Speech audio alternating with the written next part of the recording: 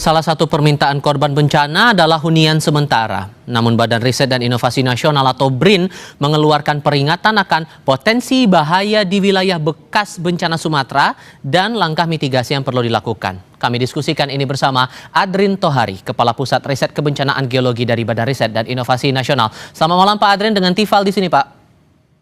Selamat malam Mas Tifal. Oke, jenis risiko apa yang paling mengancam dari wilayah bekas bencana ini Pak? Ya, yang perlu kita waspadai adalah bencana susulan ya, karena daerah tersebut kan memang sudah menjadi daerah yang sangat rawan terhadap risiko bencana. Jadi tentunya seperti tanah longsor, kemudian juga banjir bandang itu akan terjadi lagi apabila cuaca menjadi cuaca ekstrim ya, dengan intensitas curah hujan yang sangat tinggi. Jadi menurut saya yang tetap perlu diwaspadai oleh masyarakat maupun juga pemerintah daerah adalah bencana susulan yang terkait dengan tanah longsor dan juga banjir bandang serta banjir yang biasanya seperti itu. Terutama di daerah-daerah yang memang berada di aliran sepanjang aliran sungai, kemudian juga di bawah lereng-lereng yang cukup curam, dan juga di daerah-daerah yang memang acap kali terjadi banjir di saat musim hujan. Ini berlaku, penegasan saja, ini berlaku kerawanan ini rata di 3 provinsi itu, Aceh, Sumut, Sumbar, atau ada daerah yang terbilang cukup rawan yang lebih tinggi di antara 3 ini? Ya, berlaku untuk ketiga daerah yang sekarang terkena bencana, karena bagaimanapun ancaman masih ada ya. Tanah sudah jenuh di daerah-daerah perbukitan, kemudian juga cuaca juga masih cuaca musim hujan. Tentunya musim hujan ada kalanya nanti intensitas menjadi sangat tinggi, dan itu yang bisa menjadi faktor pemicu terjadinya bencana susulan terkait dengan tanah longsor, banjir bandang maupun banjir di sepanjang aliran sungai maupun daerah-daerah dataran. Saat warga ini, terutama warga terdampak bencana berharap ada hunian sementara Pak, maka BRIN merekomendasikan apa untuk pemerintah atau otoritas terkait dalam membuat skema hunian sementara ini? Lokasi-lokasi mana yang mungkin direkomendasikan? Ya, tentunya lokasi-lokasi yang jauh dari daerah bencana saat ini ya. Tidak direkomendasikan hunian sementara itu berada di sepanjang aliran sungai. Kemudian juga daerah tebing-tebing yang sangat curam ya, yang sudah punya potensi untuk terjadinya longsoran, terjadinya banjir bandang. Jadi hunian sementara itu harus di daerah yang datar, yang jauh dari adanya ancaman, adanya potensi banjir bandang, sehingga nanti masyarakat bisa hidup dengan tenang, kemudian beraktivitas ya dengan aman, tidak lagi mempunyai risiko adanya bencana susulan. Dan kalau yang dicermati BRIN sejauh ini masih ada daerah aman atau tidak untuk membangun hunian sementara itu? Karena begini, kalau kemudian dipilih untuk tempat yang aman Pak, akan ada dampak sosial ekonomi juga yang dialami warga. Itu hitung-hitungannya bakal gimana? Ya, karena ini kan hunian sementara ya. Hunian sementara itu kan tentunya memang kita harus memberikan suatu daerah yang sangat aman dari adanya risiko, dari ancaman risiko. Sehingga tentunya dampak sosial itu perlu dimitigasi dengan bantuan bantuan untuk sandang pangan oleh pemerintah daerah. Itu menjadi tanggung jawab pemerintah daerah. Sementara masyarakat harus tinggal di daerah hunian sementara. Nanti kemudian kalau hunian tetapnya tentunya itu harus berdasarkan hasil kajian yang lebih detail untuk menentukan di mana daerah yang bisa digunakan sebagai lokasi untuk pembangunan hunian bagi masyarakat yang terdampak. Oke, sehingga sosialisasi yang jadi PR penting, meyakinkan warga untuk memilih tempat aman untuk sementara, karena judulnya Huntara itu tadi ya, hunian sementara.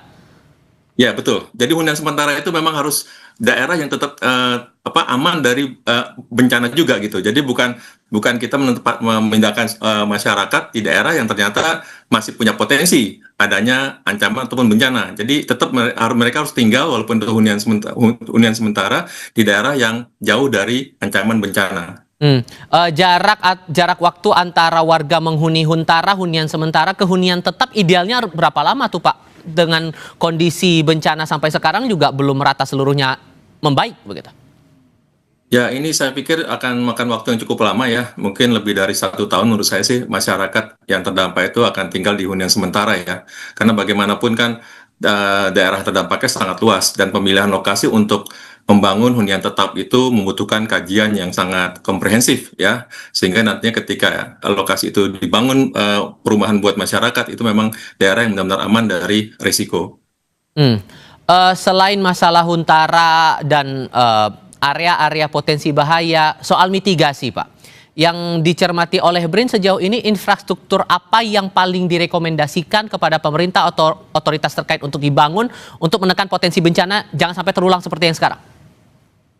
Ya, kalau kita melihat bencana tanah longsor, kemudian banjir bandang, banjir gitu ya, maka karena ini terjadinya daerah perbukitan, daerah aliran sungai, maka salah satu upaya mitigasi struktural yang perlu dilakukan oleh pemerintah itu membangun sabodam. Sabodam itu struktur bendungan kecil ya, yang nantinya dia bisa memperlambat laju aliran air maupun lumpur. Dan juga bisa menahan material-material besar seperti gelondongan kayu, batu-batu besar. Sehingga nantinya air akan semakin lambat ketika dia mendekati daerah pemukiman. Itu sabodam itu sudah dikonstruksi di daerah lereng Gunung Merapi untuk menahan laju dari lahar ya yang mengancam daerah pemukiman di sana.